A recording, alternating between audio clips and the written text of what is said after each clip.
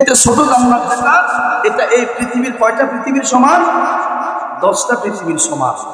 তাহলে এই গোটা পৃথিবী ভ্রমণ করার মতো কোনো মানুষ আসেনি এখন, কথা বলেন।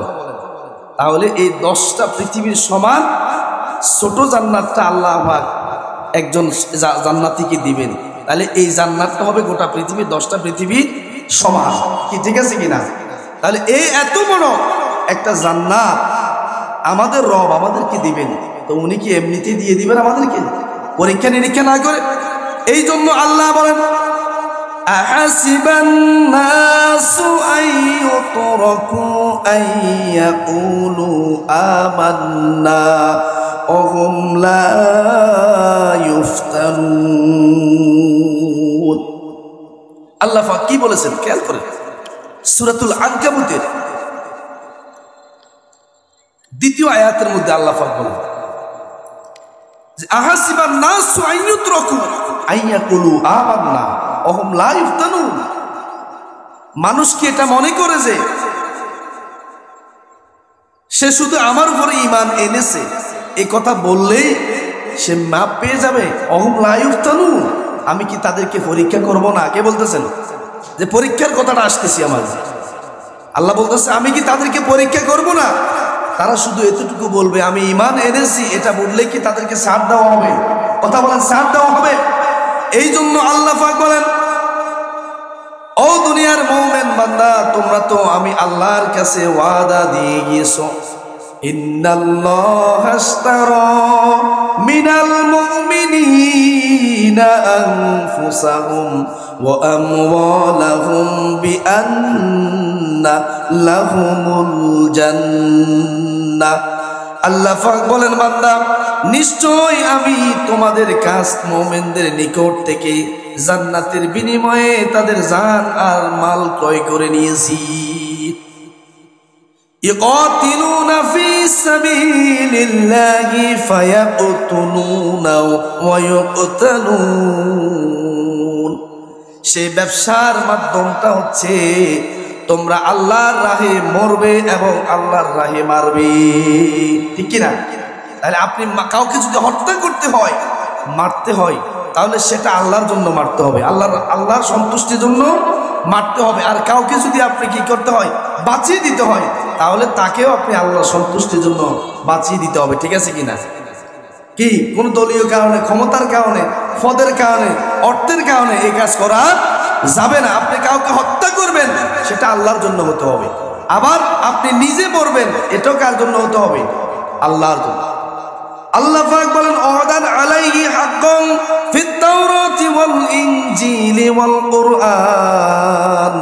ও দুনিয়ার বান্দা শোনো, তোমরা এটা মনে করিও না এই ওয়াদাটা শুধু তোমাদের সাথে করেছি, কোরআনে দিয়েছি, আমি এই ওয়াদা তাওরাত জাবুল ইনজিলের মধ্যেও দিয়েছি। তাহলে এই ব্যবসা, এই জান্নাতের অফার, এটা আল্লাহ শুধু কোরআনের মধ্যে নয়, তাওরাত জাবুল ইনজিল কিতাবের মধ্যে কি দিয়েছেন? ওয়াদান আলাইহি হাক্কান, আল্লাহর ওয়াদাটা হচ্ছে পাকাপোক্ত। ফিত তাওরাতি ওয়াল ইনজিলি ওয়াল কোরআন, তাওরাত ইনজিল এবং কোরআনের মধ্যে কি করে দিয়েছেন? এটা দিয়েছেন।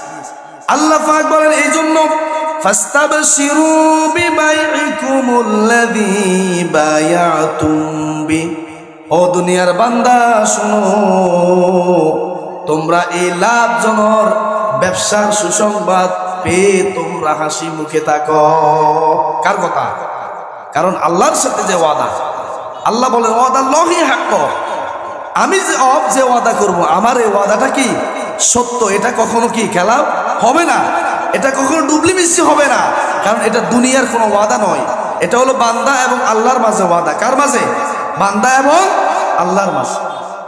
আপনি বিবিরাট বাজারে যাওয়ার পরে আপনি যদি একজন দোকানদারের টাকা না দেন, উনি কি আপনাকে মাল দেবে? বিনিময়, গিভ অ্যান্ড টেক। আপনি তাকে অর্থ দিবেন, টাকা দিবেন, সে আপনাকে মাল দিবে, কি ঠিক আছে কিনা? তাহলে আপনি আল্লাহকে জান আর মাল দিবেন না, আল্লাহ আপনাকে কিভাবে জান্নাত দিবে? কি কথা বুঝুন না মনে হয়? বিবিরাট বাজারে মনে করেন 10 হাতে আর 8 হাতে একটা দোকান আপনি ক্রয় করবেন, এই দোকানের পয়সা যদি আপনি পেমেন্ট না করেন, মালিক কি আপনাকে এই দোকানের চাবি দিবে? কথা বলেন, চাবি দিবে? আপনি বড় মাওলানা, বড় দলের, বড় ওটা সেটা, আপনি টাকা দিবেন না, আপনাকে ওই ঘর দখল দেবে না। ঠিক আপনি বুঝেন, এই 8তে 10 হাতের একটা ঘর যদি আপনি সামান্য টাকা না দেওয়ার কারণে যদি আপনাকে না দেয়, ঢুকার পারমিশন না দেয়, তাহলে এত বড় জান্নাত আল্লাহ আপনাকে আমাকে দিবেন, ওটা কি আপনাকে আমাকে ছেড়ে দিবেন এমনিতে? আল্লাহ কি পরীক্ষা করবেন না? ফালা ইয়ালামান্নাল্লাযীনা সাদাকু ওয়া লা ইয়ালামান্নাল্লাহুল্লাযীনা, এই আয়াতের মধ্যে আল্লাহ বলছেন যে আমি তোমাদেরকে পরীক্ষা করব যে তোমাদের কথা কি সত্য আছে নাকি মিথ্যা। কারণ আমরা আমার ঈমান এনেছি, আল্লাহকে বিশ্বাস করেছি, এই কথা বললে আল্লাহ আমাদেরকে ছেড়ে দিবে না। আল্লাহ বলেছে আমি তোমাদেরকে পরীক্ষা করব, তোমাদের মধ্যে কে সত্যবাদী আর কে মিথ্যাবাদী। কারণ দুনিয়াতে আমরা একজন আরেকজনকে ওয়াদা দিই না, কি ঠিক আছে কিনা? তাহলে ওয়াদা তো ভঙ্গ করি। আল্লাহ বলতেছে বান্দা তুমি শুধু মুখে বললে হবে না, তোমার অন্তর কি বলে আমি সেদিকে লক্ষ্য করি। তুমি মুখে স্বীকার করলে কিন্তু অন্তরে তুমি স্থান দিলে না। এই জন্য আল্লাহ রাব্বুল আলামিন এই সূরাতুস সাফের 10 নম্বর আয়াতের মধ্যে আমাদেরকে জানিয়ে দিয়েছেন, বান্দা শোনো, আমি কি তোমাদেরকে এমন একটা লাভজনক ব্যবসার কথা বলবো না যে ব্যবসা তোমাদেরকে জাহান্নামের আগুন থেকে বাঁচিয়ে দিবে। সেই ব্যবসা করতে হলে কিছু গুণ লাগবে। কি লাগবে? সেই ব্যবসা করতে হলে কিছু গুণের প্রয়োজন হবে। তার মধ্যে 1 নম্বর গুণ হবে তুমিনুনা বিল্লাহ। 1 নম্বর গুণ কি? আল্লাহর প্রতি ঈমান আনতে হবে। অতএব আল্লাহ এই ব্যবসা কোনো হিন্দুর সাথে করবে না, ঠিক আছে কিনা? আল্লাহ এই ব্যবসা কোনো বৌদ্ধ, কোনো খ্রিস্টান, কোনো ইয়াহুদির সাথে এই ব্যবসা করবে না।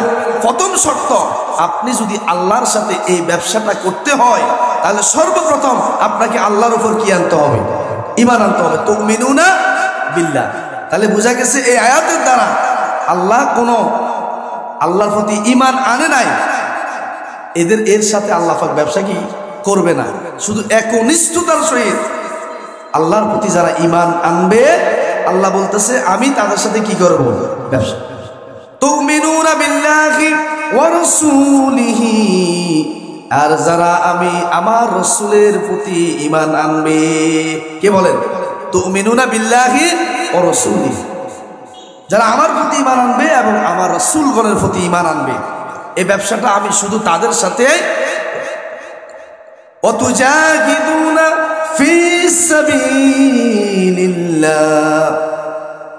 আমি তাদের সাথে ব্যবসা করব। এই ব্যবসাটার মাধ্যম হবে আমি আল্লাহর রাস্তায়